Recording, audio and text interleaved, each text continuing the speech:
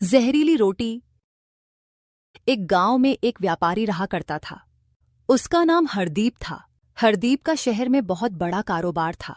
वह कभी कभी अपने गांव के पुश्तैनी हवेली पर समय बिताने आ जाता था।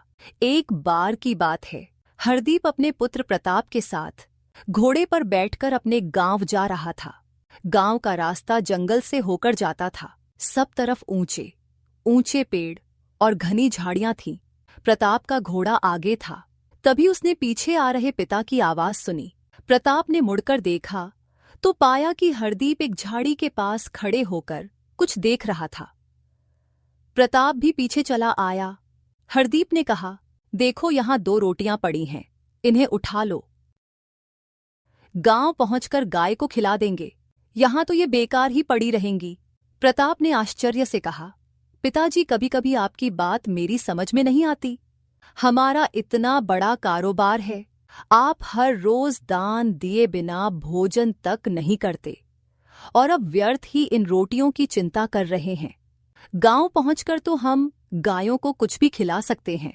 हरदीप बोले, बेटा कई बार एक एक दाना भी कीमती होता है। जानते हो, बचपन में एक दिन ऐसा भी था जब मुझे भूख लगी थी और मेरे पास खाने के लिए कुछ भी नहीं था। मैं आज भी उस दिन को भूल नहीं पाया हूं। प्रताप ने कुछ न कहा और आगे बढ़कर जमीन पर पड़ी रोटियों को उठाने वाला ही था कि उसने देखा कि रोटियों पर कई मरी हुई चींटियां चिपकी थीं। उसने पिता को बताया तो वे भी झुककर उसे देखने लगे।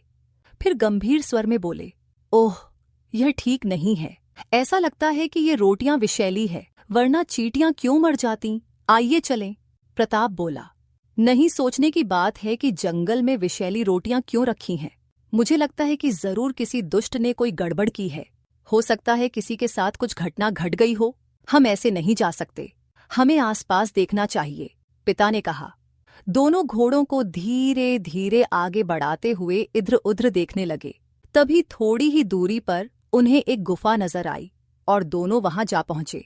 गुफा के अंदर जाने पर उन्होंने देखा कि 2 आदमी बेहोश पड़े थे। हरदीप ने दोनों की नब्ज देखी और कहा, शुक्र है, दोनों अभी जिंदा हैं। तुम बिल्कुल भी देर न करो और तुरंत गांव वापस जाकर डॉक्टर को ले आओ। प्रताप उसी समय तेजी से घोड़ा भगाकर गांव की तरफ निकल गया। इधर हरदीप सोच रहा था कि अब तो एक एक क्षण कीमती है। कहीं प्रताप को आने में देर हो गई तो दोनों आदमियों के प्राणों को संकट हो जाएगा। अभी वह यह सोच ही रहा था कि गुफा के बाहर एक कार के रुकने की आवाज आई। कार से प्रताप और 2 आदमी बाहर निकले। उनमें से एक प्रताप के साथ गुफा में दोनों व्यक्तियों की जांच करने लगा, जबकि दूसरा बाहर ही खड़ा रहा।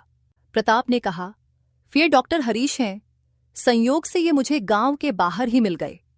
इनकी कार के शीशे पर डॉक्टर लिखा होने के कारण मैंने इन्हें पहचान लिया। डॉक्टर हरीश अपने मित्र के साथ दूसरे गांव जा रहे थे, किंतु मेरे निवेदन पर ये तुरंत मेरे साथ इन बेहोश आदमियों को देखने आ गए।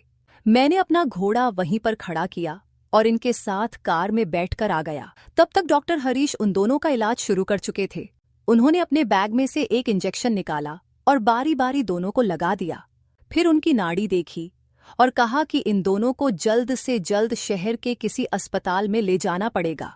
फिर उन्होंने कहा, मैं इन्हें अपनी कार में शहर ले जाकर अस्पताल में भर्ती करवा दूंगा।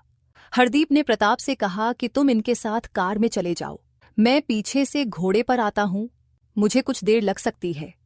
इसके बाद सब शहर की ओर चल दिए। हरदीप को पहुंचते पहुंचते 2 घंटे लग गए। प्रताप उन्हें रास्ते में लौटता हुआ मिला और उसने कहा, पिताजी, अब कोई डर नहीं है। दोनों को डॉक्टर हरीश ने बड़े अस्पताल में दाखिल करवा दिया है।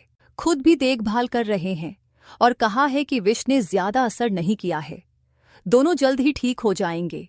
हरदीप ने सिर से हाथ लगाकर कहा, भगवान का शुक्र है। प्रताप ने कहा, पिताजी, यदि आप रोटियां देखकर जंगल में रुकने के लिए न कहते तो शायद ये दोनों आज नहीं बचते। यही बातें करते हुए दोनों अस्पताल की ओर चल दिए। 3 दिन बाद दोनों व्यक्तियों को अस्पताल से छुट्टी मिल गई। तब हरदीप उनसे फिर मिला और पूरी घटना सुनाने को कहा। उन्होंने बताया कि दोनों उसी शहर के निवासी थे। एक का नाम जयराम तथा दूसरे का जीवनलाल था।